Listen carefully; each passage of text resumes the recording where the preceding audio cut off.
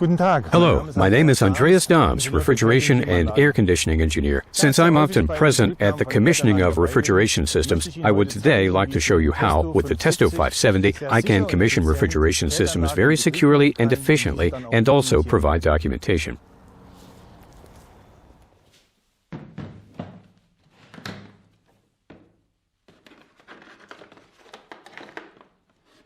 Okay, the plant is ready, filled with refrigerant, and the fitter has given the go-ahead for commissioning.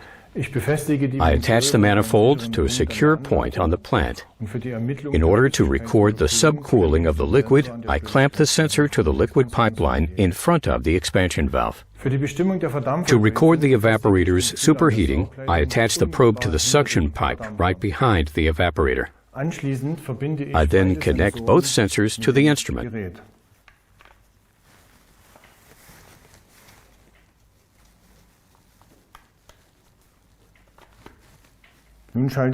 I now switch the instrument on.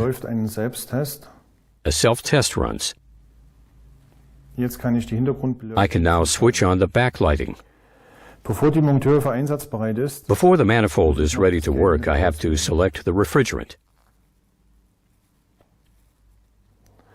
In this case, refrigerant 134A. And then zero the pressure sensors. All valves on the manifold are closed, and I now connect the low-pressure side of the system to the instrument. I now connect the high-pressure side of the system to the manifold and open the valve. Okay, the system is now in a steady state, and on the left-hand side we can see our suction pressure. On the right-hand side, the high pressure and the corresponding saturation temperatures, in this case 2.1 degrees Celsius evaporation temperature and 38.4 degrees Celsius condensation temperature. This suits the ambient conditions very well right now, and by pressing this button, I can also see how the probe temperatures can be read out. On the one side, we have a temperature of 6.7 degrees Celsius at the exit from the evaporator, and the liquid temperature of 32.8 degrees Celsius at the moment.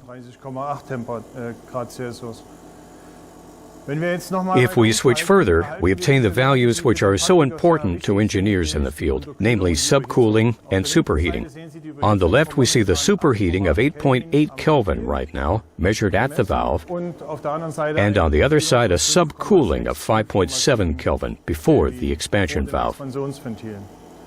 These values are good enough. You could alter the valve value a little, but basically the system is very well adjusted. There are two methods of documenting these measurement values.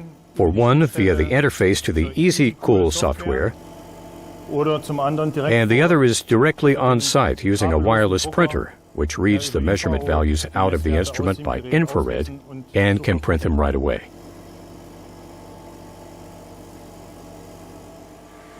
As you can see, I have been able to take this system securely and quickly into service with the Testo 570. Important operating parameters such as subcooling and superheating could be constantly displayed, optimized, and printed out as required. This allows the fitter to hand over an operationally secure plant, ensuring his customers are satisfied.